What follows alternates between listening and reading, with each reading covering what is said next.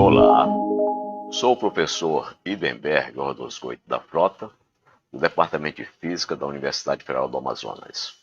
Sejam todos bem-vindos ao curso online Matemática para a Universidade. Neste tópico, nós vamos abordar a geometria analítica. A geometria é um dos ramos mais antigos da matemática. Ele remonta aos tempos dos babilônios, há 2000 anos antes de Cristo. Ela foi sistematizada somente nos anos 300 a.C., com a edição do famoso livro Os Elementos de Euclides. A introdução da álgebra na geometria ocorreu praticamente 2000 anos depois, na primeira metade do século XVII, por dois matemáticos franceses e contemporâneos, o Pierre de Fermat e o René Descartes, o que levou à denominação de geometria analítica. Com a introdução da álgebra, as soluções dos problemas de geometria ficaram mais precisas e um enorme leque de possibilidade de cálculo se abriu para o desenvolvimento desta disciplina. Neste tópico, nós vamos ver que, a partir da representação da distância entre dois pontos por suas coordenadas, vamos desenvolver diferentes problemas da geometria. E vamos ver que realmente é prazeroso estudar matemática. Vamos lá. Matemática para a Universidade. Tópico 3. Geometria analítica. Vamos abordar a geometria analítica em 4 partes. Na primeira parte, vamos estudar o sistema de coordenadas cartesianas e resolver alguns problemas importantes de geometria analítica. Na segunda parte, vamos tratar da função linear e a linha reta e problemas clássicos da reta. Na terceira parte, vamos abordar a circunferência, as seções cônicas, entre elas a elipse. E na quarta parte, vamos concluir as seções cônicas estudando a parábola e a hipérbole. Primeira parte. Vamos iniciar a primeira parte com o sistema de coordenadas cartesianas.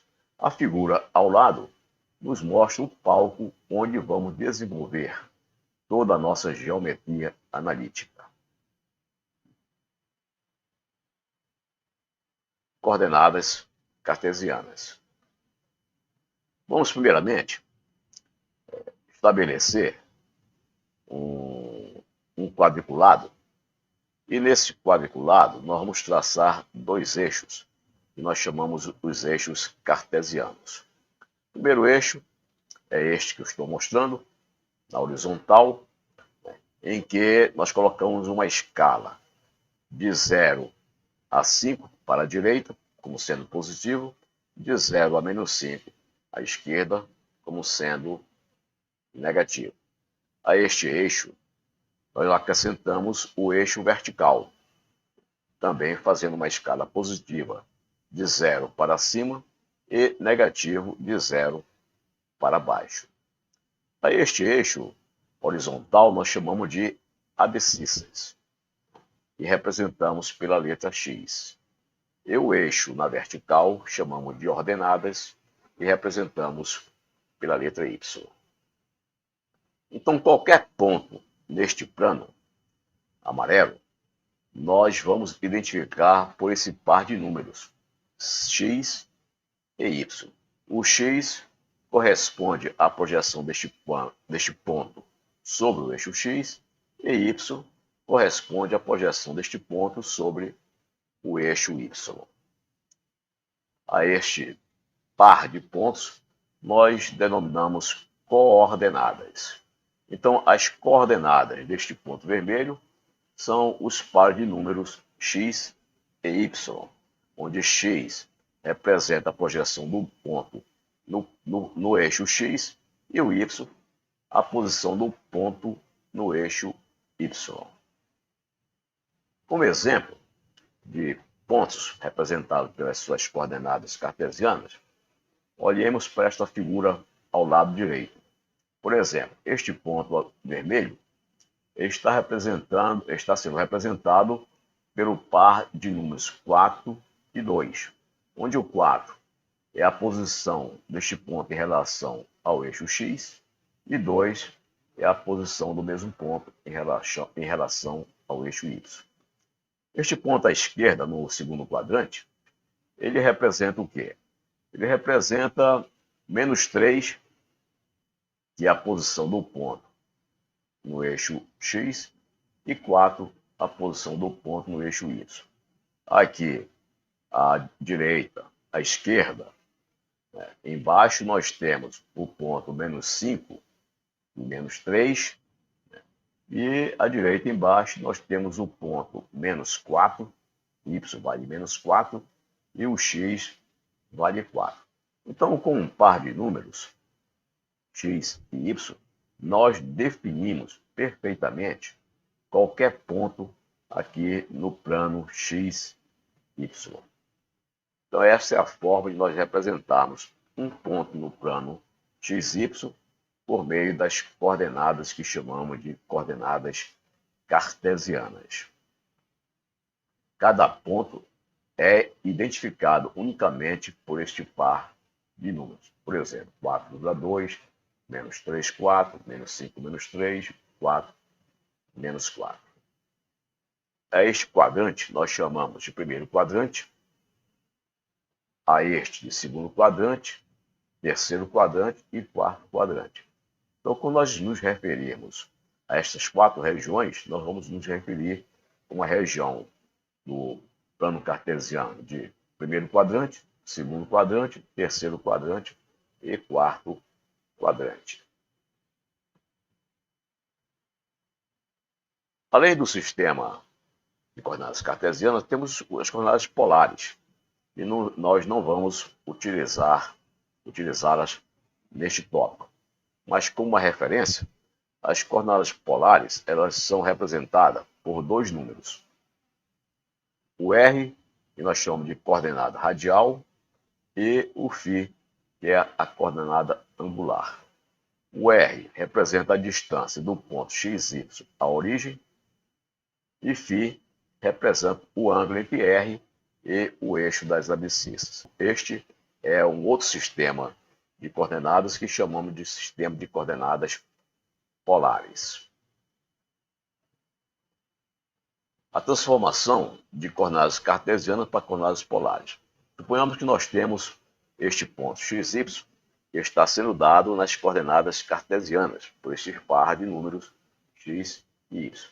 E queremos converter esta representação das coordenadas cartesianas para as coordenadas polares. Então, a partir daqui, nós desenhamos esta figura em que nós plotamos aqui o R, que é a distância do ponto XY à origem, e o ângulo φ, que é o ângulo que R faz com o eixo X. Agora nós temos aqui um triângulo retângulo.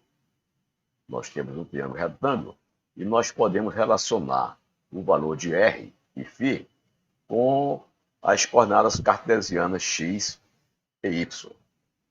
Então nós sabemos do teorema de Pitágoras que o R, essa distância da origem ao ponto xy, é dada pela raiz quadrada da soma do quadrado dos 2 catetos, como estou apresentando aqui ao lado esquerdo.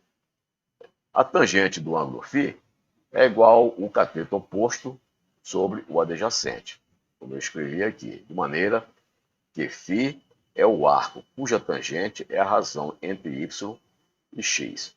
Então, com essas 3 equações, nós transformamos exatamente as coordenadas de um ponto xy no sistema de coordenadas cartesianas para o sistema de coordenadas polares, como apresentamos aqui. Então, as coordenadas polares, a distância do ponto à origem é dada por essa expressão, de acordo com o teorema de Pitágoras, e este ângulo φ, que o R faz com o eixo x, é dado por isto aqui, ou seja, φ é o arco cuja tangente é a razão entre o lado y e o lado x deste triângulo. Ou seja, é a razão entre a coordenada y e a coordenada x do sistema cartesiano. Como exemplo, vamos considerar o seguinte: as coordenadas de um ponto no plano xy são dadas por este par de números aqui. Encontre as coordenadas polares desse ponto. Nesta figura ao lado, estamos mostrando o ponto menos 4 metros, menos 5 metros, nos eixos cartesianos. Então, menos 4 nós marcamos aqui, 1, 2, 3, 4, negativo porque está à esquerda da origem, e menos 5 marcamos aqui, 1, 2, 3, 4, 5, negativo porque está abaixo da origem. E queremos transformar esse ponto que está nas coordenadas cartesianas para as coordenadas polares. Para isso, vamos utilizar a expressão do R. O R é a raiz quadrada de x ao quadrado mais y ao quadrado. O x vale menos 4 e o y menos 5. Com isso, fazemos o cálculo dessa raiz quadrada e nos dá 6,4 metros. Então, a distância da origem até o ponto menos 4, menos 5, que é o valor de R, é dado por 6,4 metros. Agora, vamos calcular o ângulo φ. Ora, o ângulo φ é dado por essa expressão. Tangente de φ é y sobre x, o y é menos 5, o x é menos 4, isso dá 1,25. Portanto, o φ é o ângulo cuja tangente é 1,25, ou seja, φ é igual a 51,34 graus. Acontece que 51,34 graus está no primeiro quadrante. E este ponto está no terceiro quadrante. Então, vamos levar este ângulo do primeiro quadrante para o terceiro quadrante. Assim, no terceiro quadrante, o φ vai ser igual a 51,34 mais 180 graus. Com isso, encontramos o φ verdadeiro, que é igual a 271,34 graus no terceiro quadrante, como mostra aqui a figura. Então, esta é a maneira genérica de nós transformarmos um sistema de coordenadas cartesianas para o sistema de coordenadas polares. Agora vamos definir as coordenadas esféricas, que não vamos utilizar neste tópico, mas é importante para todos que vão estudar nas áreas de ciências exatas e engenharias. Então, definimos aqui R como sendo a coordenada radial deste ponto x, y, z, e θ e φ as coordenadas angulares. Então, o ângulo θ é o ângulo que R faz com o eixo z, e o ângulo φ, o ângulo que a projeção de R no plano XY faz com o eixo x. Então, o R é a distância do ponto XYZ à origem, o θ nós chamamos de ângulo polar e φ nós chamamos de ângulo azimutal. Agora, vamos ver como nós podemos fazer a transformação de coordenadas cartesianas para as coordenadas esféricas. Aqui nós temos o ponto x, y, z, representado pelas coordenadas cartesianas, que estão em vermelho, x, y, z. E vamos transformar essas coordenadas cartesianas nessas coordenadas esféricas. Bem, vejamos aqui. Então, nós temos que o R é a distância do ponto x, y, z à origem. Θ é o ângulo polar que o R faz com o eixo Z. E φ o ângulo azimutal, que a projeção de R no plano XY faz com o eixo X. Ora, esse triângulo vermelho que está aqui é um triângulo retângulo. Então, nós podemos projetar o R sobre o plano XY desta forma que está aqui. Observamos que se esse ângulo aqui é θ, então este outro ângulo aqui também é θ. Se este ângulo no triângulo retângulo marrom é θ, então este ângulo no triângulo vermelho também é θ. Bem, então a projeção aqui no plano XY é exatamente o cateto oposto ao ângulo θ, neste triângulo vermelho. Então nós podemos dizer que esta projeção vale R seno do ângulo θ. Nós já obtemos dadas as funções trigonométricas. Bem, então com essa informação, que esta projeção no plano XY é R seno θ, nós podemos determinar quem é X e quem é Y por meio deste ângulo φ. Então, primeiro, X, esse X aqui nada mais é do que esta projeção cosseno deste ângulo φ, uma vez que esse triângulo verde também é um triângulo retângulo. E o lado X, esse lado X, que eu estou mostrando aqui, é adjacente ao ângulo φ.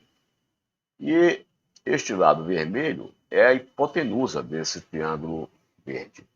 Então, nós podemos dizer que X, esse lado X é igual à hipotenusa, R seno θ, vezes cosseno do ângulo φ. Cosseno de φ. O Y, observamos que o Y está oposto ao ângulo φ. Como isto aqui é a hipotenusa, então o y vai ser R seno de θ vezes seno do ângulo φ, como está escrito aqui. E Z, esta coordenada Z, nós escrevemos como sendo R cosseno do ângulo θ, uma vez que esse triângulo amarelo também é um triângulo retângulo. E o lado Z deste ângulo é adjacente ao ângulo θ. Nós podemos escrever dessa maneira. Desta forma, nós podemos transformar um sistema de coordenadas cartesiana em coordenadas esféricas e vice-versa. Um sistema de coordenadas esféricas em um sistema de coordenadas cartesianas. A distância R do ponto à origem é exatamente o comprimento desta diagonal desse paralelepípedo aqui. Então, a raiz quadrada, x ao quadrado, mais y quadrado, mais z ao quadrado. O ângulo θ, esse ângulo θ, é dado pelo arco cujo cosseno é z sobre r. Nós tiramos dessa terceira equação que está aqui. E o ângulo φ é o arco cuja tangente é y sobre x. Então, essas três últimas equações, elas nos dão os valores das coordenadas esféricas R, θ e φ em termos das coordenadas cartesianas x, y e z. E as três primeiras nos dão as coordenadas cartesianas x, y e z em termos das coordenadas esféricas R, θ e φ. Então, se nós temos as coordenadas cartesianas e queremos transformá-las para coordenadas esféricas, usamos as três últimas equações. Por outro lado, se nós temos as coordenadas esféricas e queremos transformá-las em coordenadas cartesianas, nós usamos as três primeiras equações. Então, com isso, nós sabemos como transformar de coordenadas esféricas para cartesiana ou das coordenadas cartesianas para as coordenadas esféricas. Vamos ver um exemplo. As coordenadas de um ponto são dadas por isto aqui, 5, 4 e 6, como mostrado aqui na figura ao lado. Encontre as coordenadas esféricas desse ponto. Então, nós fazemos x é 5, y é 4 e o z é 6, que tirei daqui. Bem, então o R vai ser igual a essa raiz quadrada, substituindo o valor de x, y, z aqui da raiz quadrada de 77, que é 8,775. Então determinamos o R. Do outro lado, o θ é o arco cujo cosseno é z sobre R. O z vale 6, o R foi determinado, é raiz de 77. Então nós temos que estaquear cosseno 0,6838, que dá 46,86 graus. E o φ é o arco cuja tangente é y sobre x. O y vale 5, o y vale 4 e o x vale 5.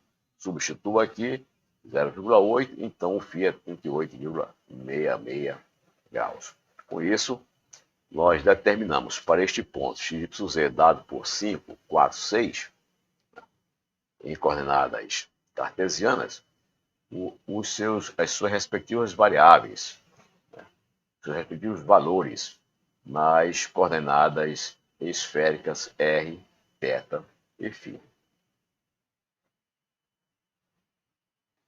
Agora vamos abordar alguns problemas importantes de geometria analítica.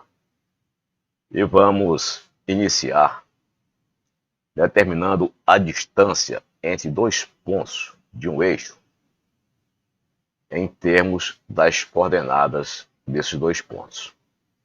Vamos considerar aqui um eixo, o eixo X, e temos dois pontos, um ponto A e o ponto B. O ponto A está representado pela coordenada x1, o ponto B pela coordenada x2. E que nós queremos determinar a distância entre os pontos B e A. Bem, a distância entre os pontos B e A será dada exatamente pela diferença dos valores das suas coordenadas. Então, a coordenada de B é este ponto, está a uma distância x2 da origem.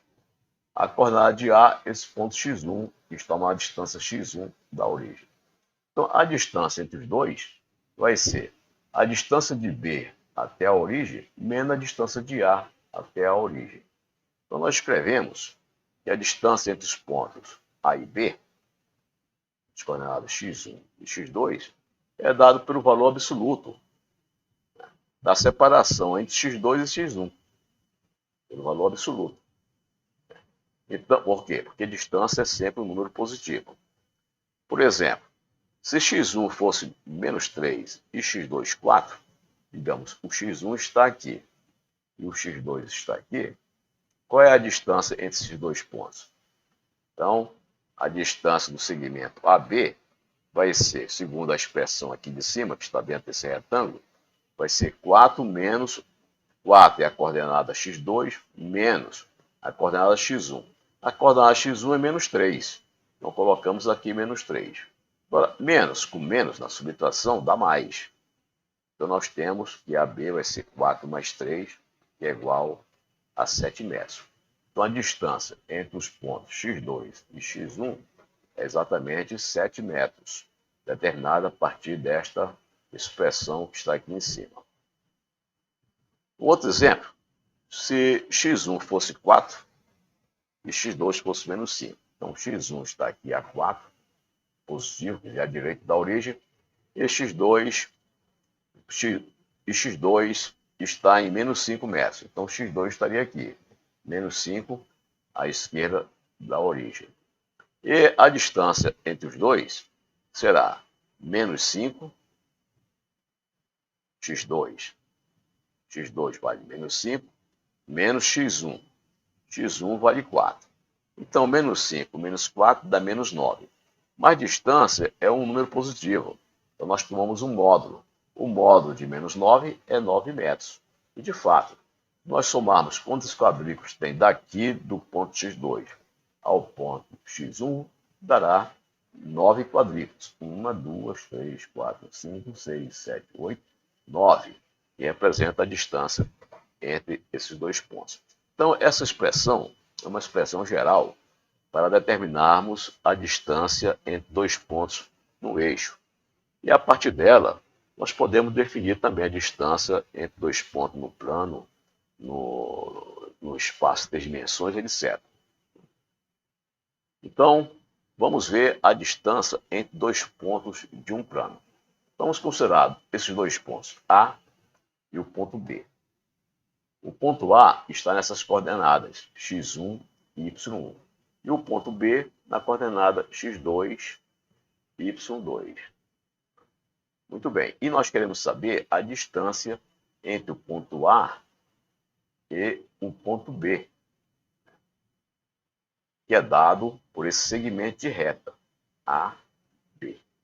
Então, a distância entre os pontos A e o ponto B, a distância entre os pontos A e B, é dada por esse segmento de reta AB.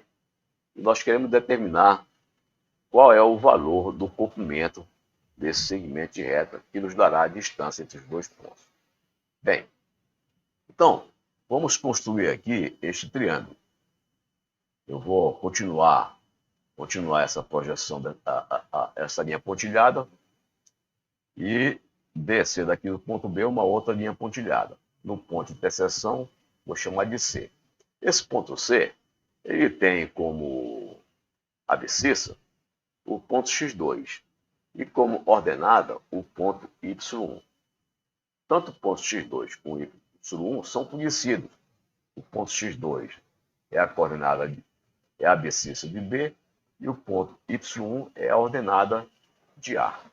Bem, mas aqui nós temos um triângulo retângulo e podemos usar o teorema de Pitágoras. Após construir esse triângulo de retângulos, agora usamos o teorema de Pitágoras, que a hipotenusa AB ao quadrado é igual o cateto AC ao quadrado mais o cateto BC ao quadrado. Agora, quem é AC? Ora, AC é a distância do ponto A ao ponto C. O Y aqui é o mesmo, está na horizontal. Então, é simplesmente, né, a diferença entre o x2 e x1. Eu estou escrevendo aqui, AC x2 menos x1. É positivo porque x2 é maior do que x1. E BC vai ser y2 menos y1, que é um valor positivo porque y2 é maior do que y1. E a partir daqui, nós substituímos esses valores de AC e BC na equação de cima. Então, nós vamos ter que AB ao quadrado é isto aqui ao quadrado mais isto ao quadrado. Ou seja, substituindo isto aqui, nós tiramos que D é a raiz quadrada. x2 menos x1 ao quadrado mais y2 menos y1 ao quadrado.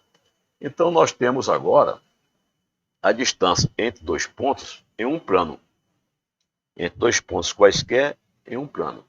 E nós obtivemos essa distância usando o teorema de Pitágoras e a expressão da distância entre dois pontos em um eixo, né, em termos das suas coordenadas. Primeiro, nós obtivemos a distância de A e B nesse eixo azul horizontal e depois a distância de B e C nesse eixo azul vertical. E com isso tiramos a distância da linha vermelha, do segmento de reta vermelho, entre A e B. Então, essa é uma forma genérica da distância entre dois pontos em um plano em relação às coordenadas desses pontos. Exemplo. Mostre que os pontos A, 3, 3, B, menos 3, menos 3, e C, menos 3 raiz de 3, 3 raiz de 3, são os vértices de um triângulo equilátero. Bom, então, esse aqui é o triângulo definido pelos vértices dados pelos pontos A, B e C. Nós queremos mostrar que este triângulo aqui é um triângulo equilátero. O que é um triângulo equilátero? É o triângulo que tem os três lados iguais. Então, vamos usar o que nós aprendemos sobre distância entre dois pontos em termos das suas coordenadas para mostrar que os três lados desse triângulo são iguais e, portanto, ele é um triângulo equilátero. Então, vamos pegar deste triângulo ABC equilátero, implica que AB é igual a AC, que é igual a BC, por definição de triângulo equilátero. E a distância entre dois pontos é dado por essa expressão aqui. Então, com essa expressão, nós podemos achar qual é o segmento, o valor de segmento de reta AB, AC e BC. Então, o AB é dado de que forma? Usando as coordenadas de A e de B. Então, nós podemos escrever que AB vai ser o x de A menos o x de B, ou o x de B menos o x de A, não importa, que nós vamos elevar aqui ao quadrado. E mais o y de A, que é 3, menos o y de B, que é menos 3. E podemos fazer também o y de B, que é menos 3, menos o y de A, que é 3. Não importa a ordem que nós usemos aqui. Por quê? Porque a distância é módulo. E, além disso, nós vamos elevar ao quadrado aqui. Então, tanto faz subtrair B de A, o A de B, o resultado vai ser o mesmo por causa do quadrado que está aqui dentro. Então, esse resultado dá exatamente 6 raiz de 2. Agora, vamos ver BC. BC é a distância entre os pontos B e C. O que eu faço? Eu faço o x do B menos o x do C, que dá menos 3 mais 3, porque aqui é o sinal negativo, mais o y do B, que é menos 3, menos o y do C, que é 3 raiz de 3. Isso aqui eu elevo ao quadrado, faço as contas dentro dessa raiz quadrada e vai dar 6 raiz de 2. E, finalmente, o AC. O AC, o x vale 3, o y vale 3 no A, e no C o x vale menos 3 raiz de 3 e o y 3 raiz de 3. Então vamos subtrair 3 menos 3 raiz de 3 e 3 menos 3 raiz de 3. Ou, de forma invertida, podemos subtrair o x do C menos 3 raiz de 3 menos o x do A, que é 3, como é que foi feito aqui, e o y do C, que é 3 raiz de 3, menos o y do A, que é 3, como foi feito aqui. Eleva ao quadrado, depois tira a raiz quadrada e dá isso. Então, por isso, nós provamos que os três lados AB, BC e AC são iguais. Portanto, o triângulo representado por esses três vértices é um triângulo equilátero. Então, vamos determinar um ponto que divide um segmento numa razão dada. Então, esse é mais um exemplo de problemas da geometria analítica que podemos resolver a partir da definição da distância entre dois pontos, tendo como base as suas coordenadas. Então, vamos dividir. Nós temos um segmento AB e vamos dividir esse segmento em duas partes, de maneira que o comprimento de MA dividido pelo comprimento de MB seja um número K. Por exemplo, se esse K for 1, significa que MA é igual a MB, portanto, o segmento de reta foi dividido ao meio. Mas se esse segmento for 3, por exemplo, significa que MA é 3 vezes o valor de MB. Então, se MA é 3 vezes o valor de MB, então nós vamos ter este ponto mais lá em cima. De maneira que MA vai ser 3/4 do comprimento AB. E assim vai. Para cada valor de K, nós temos uma posição diferente aqui do ponto M. Então, nós podemos determinar a posição do ponto M de acordo com a razão que nós queremos entre MA, esse segmento MA, e o segmento MB.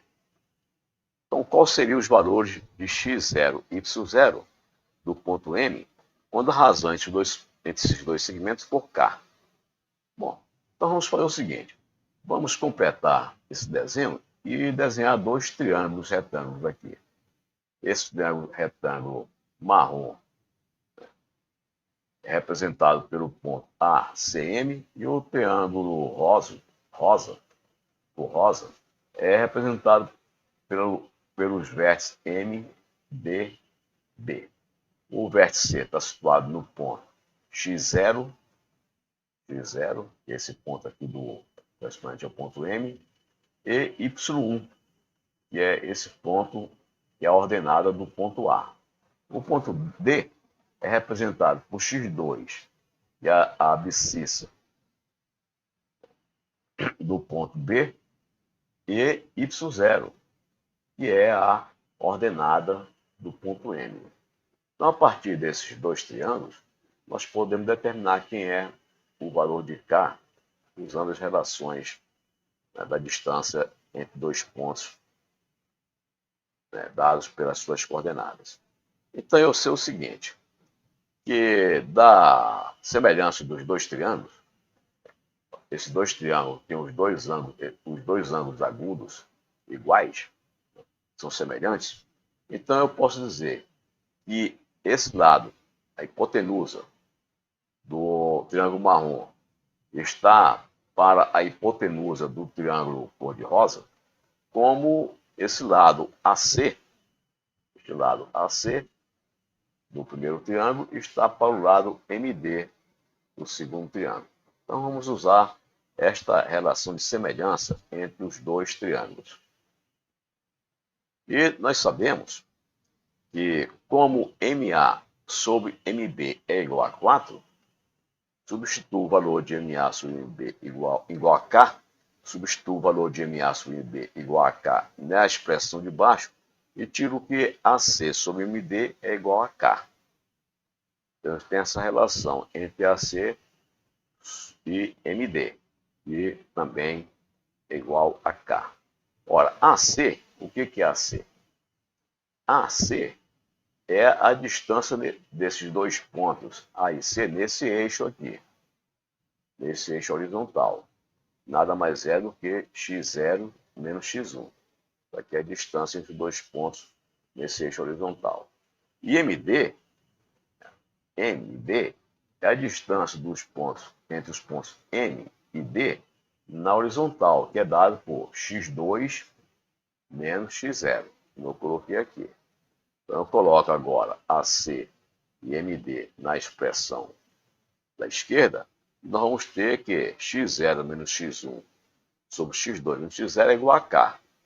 Daqui, fazendo um pouquinho de álgebra, eu tiro que x0 é igual a x1 mais kx2 sobre 1 mais k. Então, com isso, nós determinamos a abscissa do ponto M, que divide o segmento de reta AB nesta razão, MA sobre MB igual a K.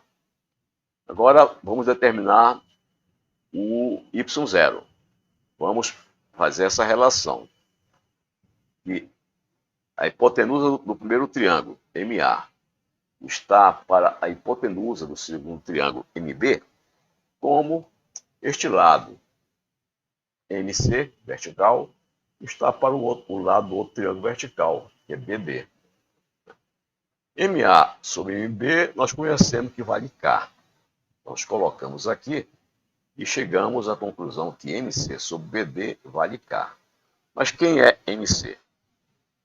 MC é essa distância vertical aqui entre os pontos C e M, que é dado pela diferença entre os pontos Y0 e Y1. E o BD é a distância vertical entre o ponto D e o ponto B, que é dado pela diferença entre Y2 e Y0. E vamos substituir esses valores aqui na expressão à esquerda. Nós temos isso, y1 menos y0 sobre 0 menos y2 igual a k. E fazendo um pouco de álgebra aqui, nós tiramos quem é o valor de y0.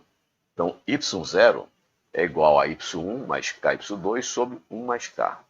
Então, com isso, nós determinamos, né, as coordenadas do ponto M, x0 e y0, em termos do valor de K, que é a razão entre os dois segmentos, e as coordenadas dos pontos A e B, x1, y1 e x2 e y2.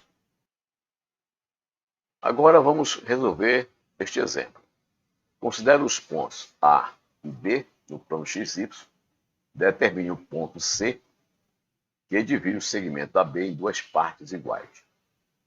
Então aqui eu estou colocando uma figura em que representa os pontos A e o ponto B, conforme os dados, e queremos saber as coordenadas deste ponto M, que divide esse segmento AB em duas partes iguais. Ou seja, nós queremos saber os valores de x0 e y0 e divide o segmento AB em duas partes iguais. Então vamos utilizar essa expressão. x0 é dado por y, y0 é dado por isso, e a razão entre MA e MB é dado por K. Bem, então o x1 vale 2, o x2 vale 6. O x1 vale 2, o x2 vale 6. O y1 vale 1 e o y2 vale 7, como coloquei aqui. Agora vamos utilizar estes dados nas equações que estão em cor vermelha.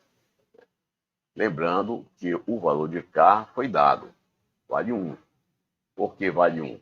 Porque nós queremos dividir MA sobre MB em duas partes iguais. Ora, se MA é igual a MB, então o K vale 1. Bom, substituindo esses 5 dados, os 4 em cor preta e este em cor azul, na equação em vermelho, nós vamos ter que x0 é dado por isso, 2 vezes 1 vezes x2, que é 6, sobre 1 mais 1, dá 4. E o y0 vai ser isto, quer dizer, y1 vale 1, mais k, o k vale 1, vezes y2, o y2 vale 7, dividido por 1 mais k, o k vale 1. Isso dá 4.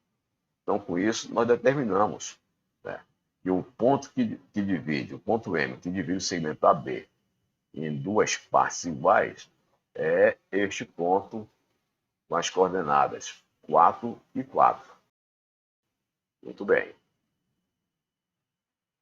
Então, vamos aqui determinar a área de um triângulo usando a geometria analítica. É um dos problemas importantes da geometria analítica. Então, nós temos aqui um triângulo genérico, cujos vértices são A, B e C. O A está na coordenada x1, y1. O B está na coordenada x2, y2. E o C na coordenada x3, y3. E nós queremos determinar esta área achurada desse triângulo com os catetos na cor vermelha. Bem, essa área nós podemos calcular da seguinte maneira. Vamos calcular a partir de uma área de figuras conhecidas. Aqui nós temos esse trapézio marrom. Esse trapézio eu sei qual é a área dele. A área é dada pela soma das bases dividido por 2 vezes a altura.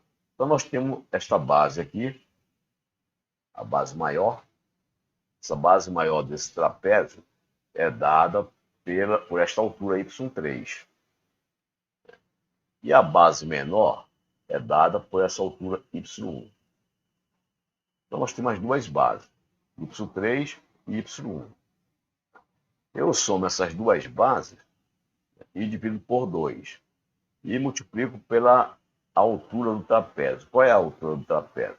A altura do trapézio é dada pela distância entre a coordenada abscissa x3 e a abscissa x1. Então eu sei determinar a área desse trapézio. Do lado direito tem um outro trapézio. Eu vou desenhar como verde. Da mesma maneira, eu sei calcular a área desse trapézio do lado direito, que é esta base, que tem o valor y3, mais esta base aqui, que tem o valor dado pela ordenada do ponto B, que é y2. eu somo essas duas bases, divido por 2, multiplico pela distância, pela altura do trapézio, que é a distância entre o ponto x2 e x3. Então aqui eu tenho a área do trapézio marrom, a área do trapézio verde. E o que eu vou fazer? Eu somo essas duas áreas do trapézio, marrom e verde, e vou subtrair da área desse terceiro trapézio aqui, olha, formado pelos vértices D, A, B e F. Vou subtrair desse trapézio aqui de baixo. Vou subtrair desse trapézio e com isso vai sobrar. Quando eu somar os dois trapézios, né, amarelo, marrom e verde, e subtrair do trapézio azul, nós vamos ter a área do triângulo, é a área que sobrou dessa operação. Então vamos lá. Esse procedimento que nós vamos utilizar para calcular genericamente a área de um triângulo, né, de acordo com as coordenadas dos seus vértices. Então vamos lá. Nós temos esse triângulo, cujas coordenadas dos vértices são dados aqui. O A é x1, y1, o B x2, y2 e o C x3, y3. E vamos determinar a área desse triângulo usando o procedimento que eu acabei de mostrar. Então, eu sei o seguinte, que a área do triângulo ABC é dada pela soma da área desses dois trapézios menos a área desse terceiro trapézio. Então, a soma das áreas do trapézio ACEB mais o trapézio CBFE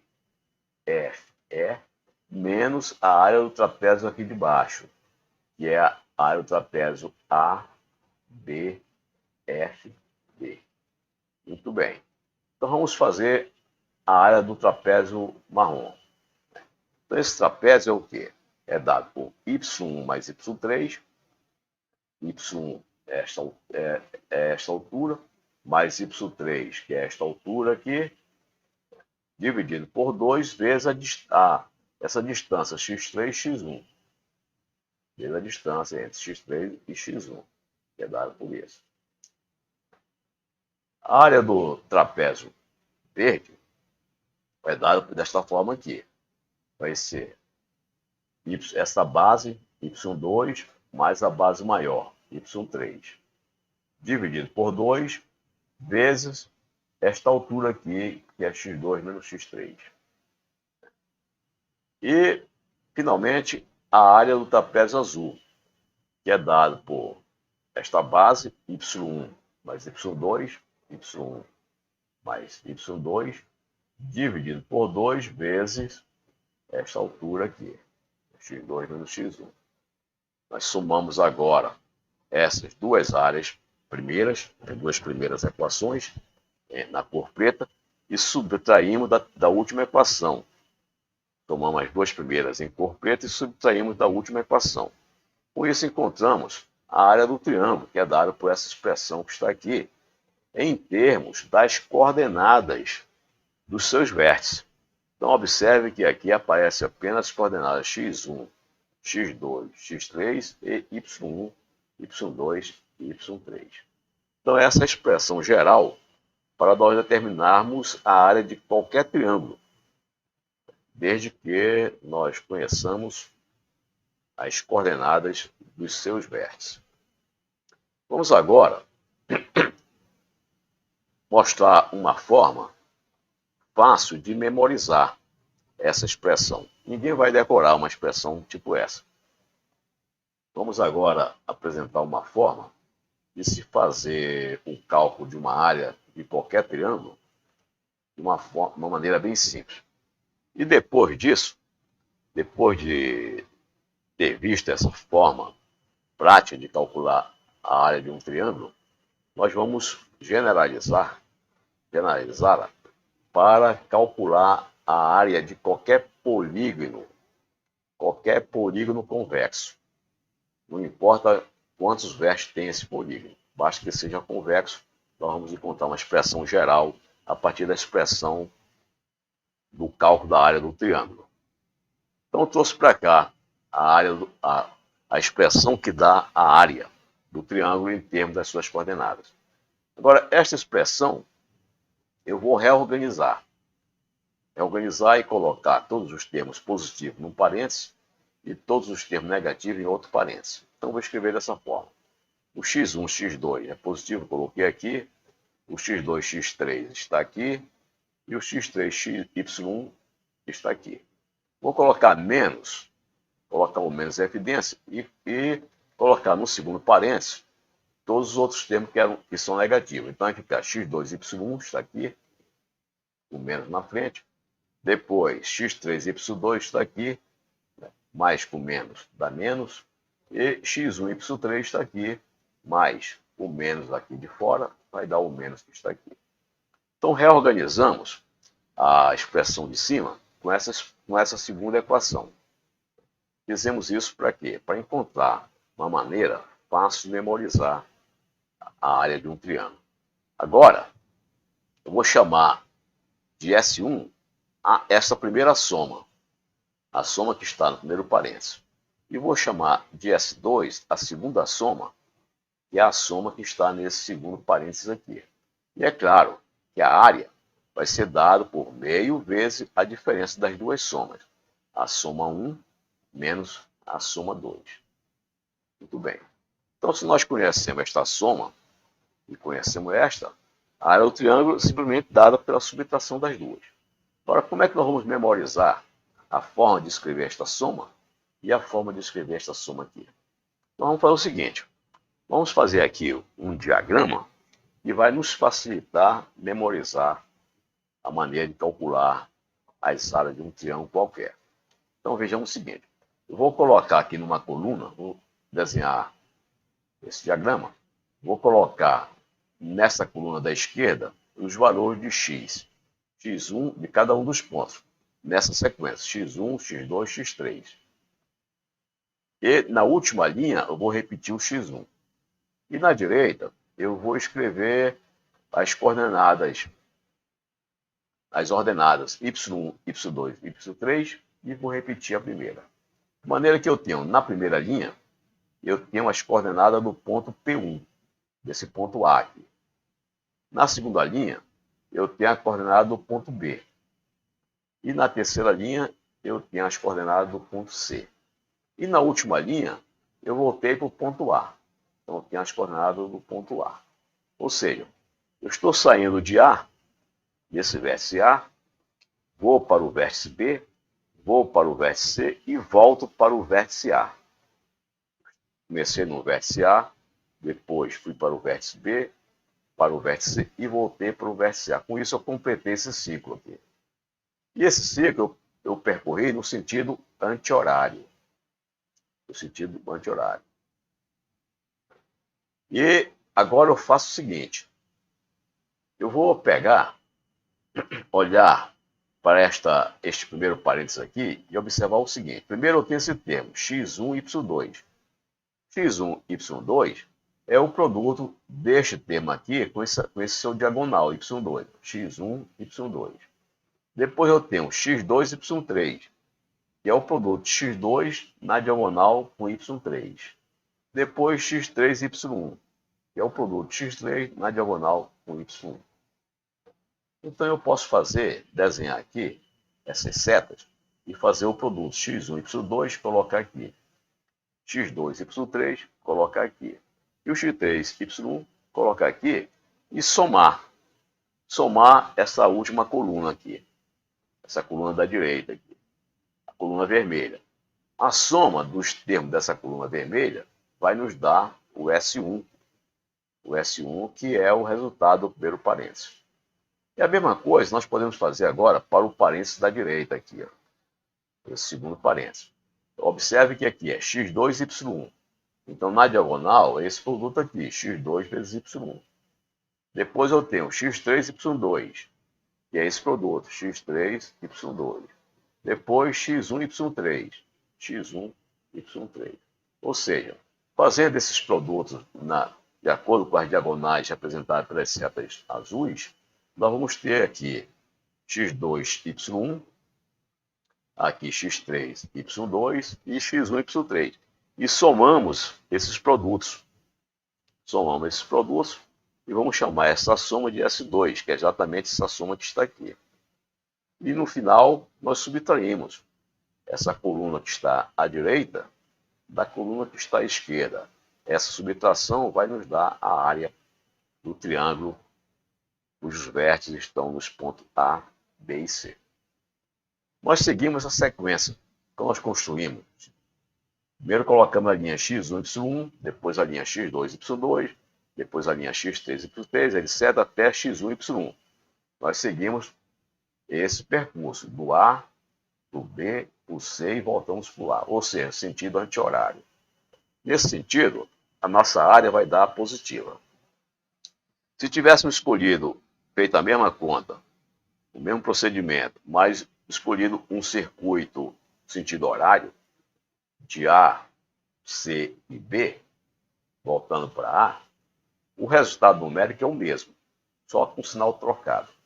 De maneira, como a área é uma coisa positiva, a gente pode usar tanto um sentido horário como anti-horário e obter um módulo do resultado.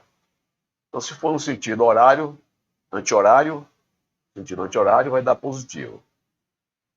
O resultado desse cálculo dá positivo. Porque nós temos este aqui menos esse. Se tiver no sentido horário, vai dar outro sinal. Vai dar sinal negativo. Mas não importa. No final das contas, nós pegamos apenas o módulo. O módulo, de maneira que, tanto indo no sentido anti-horário como indo no sentido horário, o resultado será o mesmo. Então, essa é uma forma prática de nós calcularmos, né, a área de um triângulo. Como é que nós fazemos? Nós fazemos esse arranjo de números. Fazemos na primeira linha, colocamos as coordenadas do ponto A, na segunda linha, as coordenadas do ponto B, na terceira linha, as coordenadas do ponto C. E na última linha, repetimos as coordenadas do A, porque nós saímos do A, para B, para C e voltamos para o A. Daí somamos a coluna da direita, em vermelho, chamamos de S1. Somamos a coluna da esquerda em azul, chamamos de S2 e subtraímos uma da outra. Dividimos por 2 e nos dá a área do triângulo. Agora, esta forma aqui mnemônica de escrever a equação, a fórmula da área de um triângulo, ela nos permite generalizar, né, para o cálculo da área de um polígono convexo qualquer, da maneira fácil como é fácil calcular a área de um triângulo qualquer.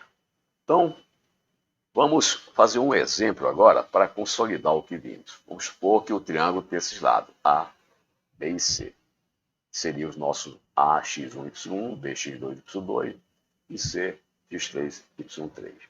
Bem, agora vamos calcular a área deste triângulo, cujos vértices são A, B e C. Eu estou representando aqui neste quadro amarelo. Então, o ponto A está aqui, o ponto B está aqui, o ponto C está aqui, de acordo com as coordenadas que foram dadas. E nós queremos saber qual a área desse triângulo. Bem, não tem muito com o que se preocupar, né? Nós sabemos que a área é dada por isso aqui, né? E o S1 e S2 é obtido a partir desse diagrama.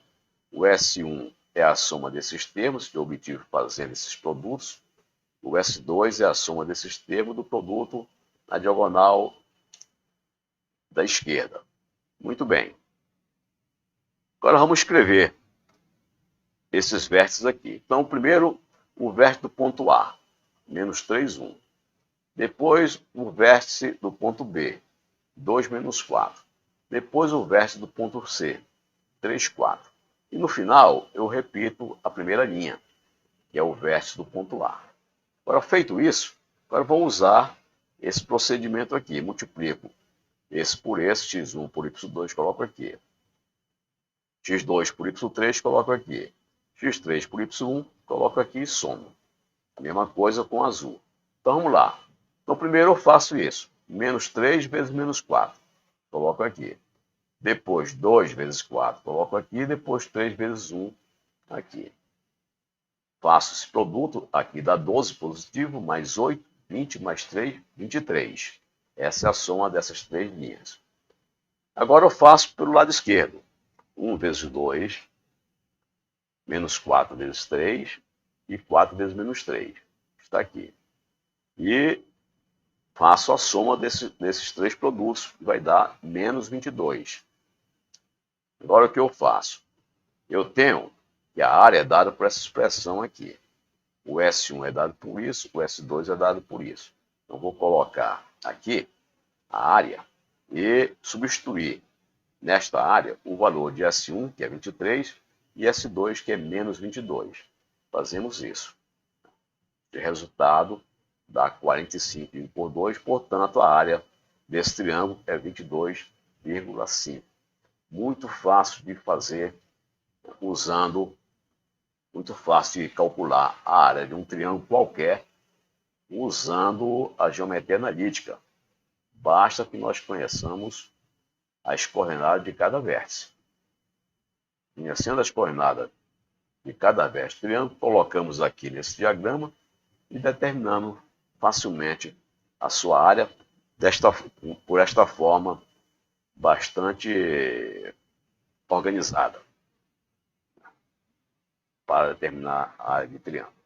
Agora vamos generalizar o cálculo da área de um triângulo, conhecendo os seus vértices, ou seja, conhecendo as coordenadas dos seus vértices, para o cálculo da área de um polígono convexo qualquer, conhecendo-se as coordenadas de cada vértice do polígono.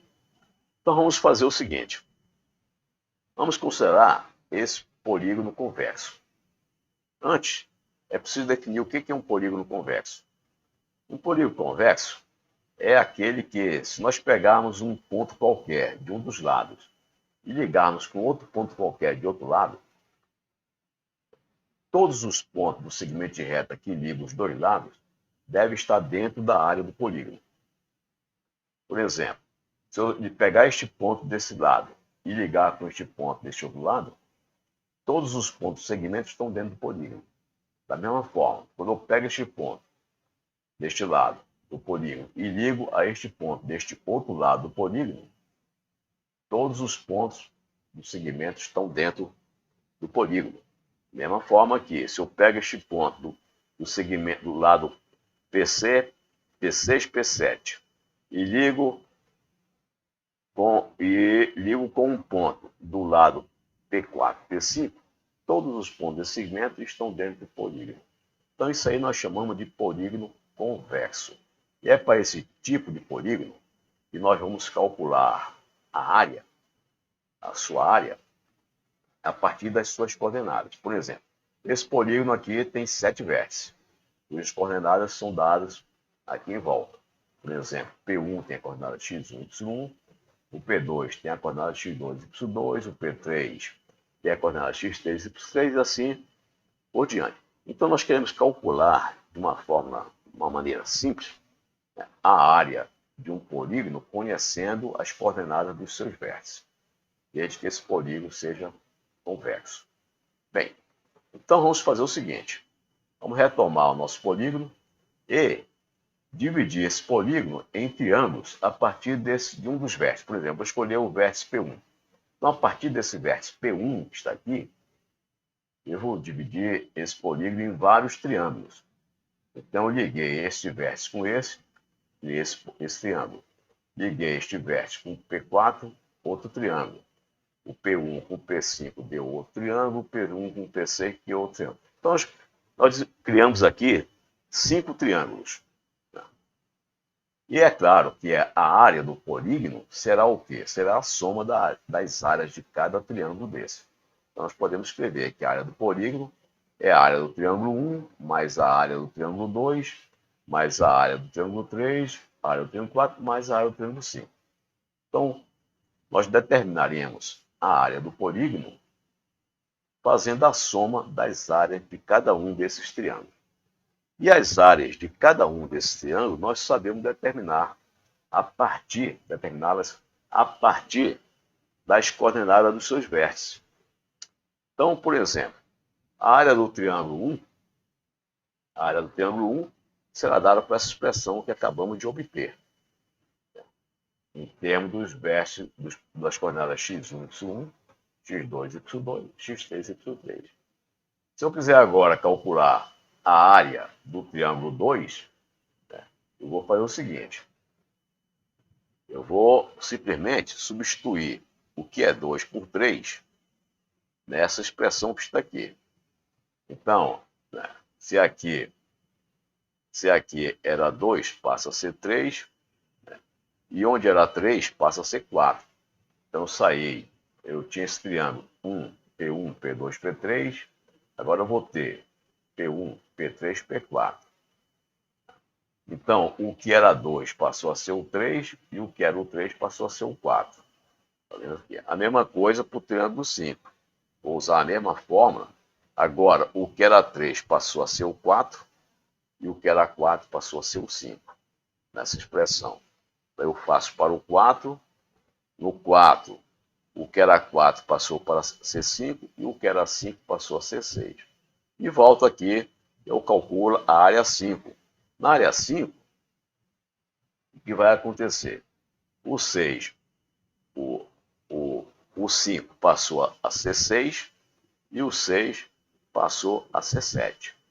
Então aqui eu tenho as 5 áreas, as áreas de cada triângulo. O que eu faço agora?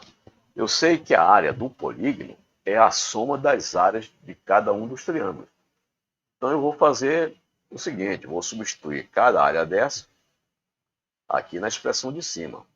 A área do triângulo 1 substituo por essa expressão enorme, a área do triângulo 2 por essa outra expressão enorme, e assim vai, e vou ficar com uma expressão maior ainda. Acontece que, quando nós olhamos para todas essas expressões, nós observamos o seguinte, que esse termo aqui, x3y1 menos x1, y3, x3y1 menos x1, y3, cancela com esse termo que está aqui. Por quê? Porque aqui eu tenho x3y1 e aqui eu tenho menos x3y1. Novamente, aqui eu tenho menos x1, y3 e aqui eu tenho x1, y3. De maneira que este termo cancela com este termo azul cancela com esse termo azul, uma vez que aqui é x4y1 e aqui é menos x4y1, aqui é menos x1, y4 e aqui é mais x1, y4, o termo lilás cancela com esse termo e o verde cancela com esse termo. Então essa expressão que era muito grande ficou um pouco menor agora, porque cancelaram esses 6 termos, 8 termos que eu estou mostrando aqui, nas cores vermelho, azul, né, lilás e verde. Quando nós cancelamos esses 8 termos, a nossa expressão ficou um pouco menor agora. Ficou dado por essas equações que estão aqui. Então agora a área do triângulo 1 ficou apenas esses 2 termos. A área do triângulo 2, 3 e 4 ficou apenas constituída por um termo. E a área do 5 ficou também constituída por 5 termos. Agora vamos reorganizar isto aqui. Vamos reorganizar e vamos substituir também na área do polígono, que é a soma dessas 5 áreas que estão aqui, que corresponde aos 5 triângulos que nós dividimos, com que nós dividimos o polígono. Então, agora a área do polígono vai ser a soma daquelas 5 áreas. Desta primeira corresponde à área do triângulo 1, a área do triângulo 2, a área do triângulo 3, do 4 e a área do triângulo 5. Nós podemos simplificar agora, reorganizando isso aí, de maneira que o que é positivo fica dentro de um parênteses e o que é negativo fica dentro do parênteses, de outro parênteses, como nós fizemos para o triângulo. Observamos o seguinte, nesse primeiro parênteses aqui, nós temos a parte positiva e uma parte negativa. No segundo parênteses, nós temos uma parte positiva e uma parte negativa. Aqui também nós temos uma parte positiva e negativa, a parte positiva e negativa, etc. Então vamos juntar todas as partes positivas e todas as partes negativas. Fazendo isso, nós vamos ter a seguinte expressão para a área do polígono. Nós temos agora organizado as partes positivas, eu deixei dentro desse parênteses primeiro aqui, o parênteses de cima, menos a parte negativa que eu coloquei toda dentro desse parênteses aqui. De maneira, quando multiplicar menos por o que está dentro do parênteses, vai ficar tudo negativo. que é exatamente essa parte negativa, que estava aqui, aqui, esses aqui, mais este e este aqui. Bem, agora nós temos separadas as partes positivas, que estão no primeiro parênteses, e as partes negativas que estão no segundo parênteses. Bem, eu vou chamar a parte positiva do primeiro parênteses de S1. E essa parte de baixo, desse segundo parênteses, eu vou chamar de S2. Então, o S1 em vermelho é a soma do primeiro parênteses, e S2 é a soma que existe aqui no segundo parênteses. De maneira que a nossa área do polígono vai ser dado pela subtração da área S1 pela área S2. Da mesma maneira que nós fizemos lá para o triângulo. Só que agora, aqui no polígono, nós temos uma expressão maior do que nós tínhamos para o triângulo. Mas a metodologia continua sendo a mesma. Bem, agora vamos lá, continuando a metodologia. Vamos pegar, fazer um diagrama, colocando as coordenadas, em cada linha as coordenadas de cada ponto. Por exemplo, na primeira linha eu coloco a coordenada do ponto P1, que é x1, y1. Na segunda linha, coloco as coordenadas do ponto P2, x2 e y2. Depois as coordenadas do ponto P3, do ponto P4, do ponto P5, do ponto P6 e do ponto P7. Quando eu termino de colocar a coordenada do ponto P7, eu repito a coordenada do ponto P1, que é para fechar todo o polígono. Então, comecei no ponto P1, fui para o ponto P2, P3, P4, P5, P6, P7 e voltei para o ponto P1. Bem, agora vejamos o seguinte, da mesma maneira que aconteceu no triângulo, nós temos aqui, por exemplo, x1 e y2. Nessa soma vermelha, nós temos x1 e y2, que é esse produto na diagonal, x1 e y2. Depois nós temos x2 e y3, que é aqui, x2 e y3. Depois nós temos x3 e y4, e assim vai, até essa última aqui, que é x7 e y1, que é x7 vezes y1. Por isso nós repetimos a primeira linha. Do lado azul, acontece a mesma coisa. Nós temos aqui x2 e y1, que é esse produto aqui, x2 e y1. Depois nós temos x3 e y2, que é esse produto, x3 com y2 na diagonal. E assim vai até o último termo, que é x1 com y7. Ou seja, nós temos do lado direito esses produtos, indicados pelas setas, e depois que fazemos isso, colocamos aqui do lado, nós somamos tudo. Somamos tudo e vamos ter a área. Tá? Somamos tudo e teremos esta soma S1. Muito bem. Do lado esquerdo, nós temos essa parte azul. Temos todos os produtos aqui do lado esquerdo, somamos os produtos e vamos ter essa soma S2. E a diferença da soma S1 com S2 nos dá a área do polígono. Então, com esse diagrama, nós podemos calcular a área de qualquer polígono convexo. Nós fizemos para 7 lados, mas podemos ainda, como gostam os matemáticos, generalizar, no lugar de 7 vértices, generalizar para n vértices. Então, vamos fazer o procedimento agora, generalizando a soma da área de um polígono de n vértices. Então, temos aqui, o polígono tem o vértice P1, P2, P3, P4, P5, pontinhos aqui, porque tem outros vértices entre este vértice P5 e o Pn-1. E depois temos o vértice Pn. Finalmente voltamos para o vértice P1. Então vamos usar o mesmo procedimento. Nós vamos colocar aqui o primeiro vértice, depois o segundo, depois o terceiro, etc., pontinhos, e vamos depois finalmente colocar esse último vértice, que é o Pn, o ponto Pn. Colocadas as coordenadas do último vértice, nós repetimos as coordenadas do primeiro vértice, que é o P1. Então, começamos com o vértice P1, vamos para P2, para P3, etc. Depois, repetimos, colocamos a coordenada do Pn e repetimos a coordenada do P1. Muito bem. Agora fazemos isso. Do lado direito, vamos colocar os produtos x1 vezes x2, x2 vezes x3, etc. Como está aqui.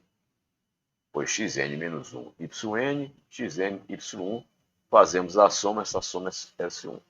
E o mesmo procedimento para o lado esquerdo. y1, y2, y2, x3, né? yn menos 1, xn. Aqui com os pontinhos. O último é ynx1. Somamos todos esses produtos, chamamos isso aqui de S2. E a área do polígono de n vértices é dado por meio vezes a subtração de S1 com S2.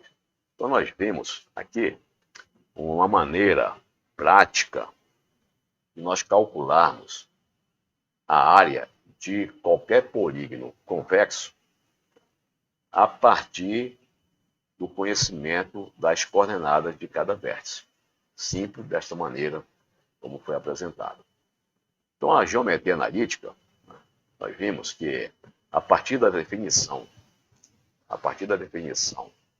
da distância entre dois pontos, tendo como base as coordenadas desses pontos, nós resolvemos problemas complexos de geometria analítica, como, por exemplo, o cálculo da área de um polígono convexo qualquer. Basta fazer esse diagrama, né, e organizando as coordenadas dos pontos desta forma que está aqui, e a partir daí fazer o procedimento dos produtos, tanto para o lado direito como para o lado esquerdo, somando os produtos, chamando de S1 e S2, e subtraindo. Um do outro nós temos a área do polígono. Se fizesse o percurso no sentido horário, a área, o valor do cálculo da área vai dar um número de sinal contrário ao que foi calculado no sentido anti-horário. Mas isso não importa. O que importa é que a área é um número positivo, nós pegamos o módulo, independente se usarmos o sentido anti-horário ou o sentido horário para fazer esse diagrama. A área será sempre positiva, então nós pegamos um módulo do resultado desta subtração que aparece aqui dividido por 2. Bom, então com o cálculo da área de um polígono convexo qualquer com n vértices, nós encerramos a primeira parte do tópico Geometria Analítica do curso online Matemática para a Universidade.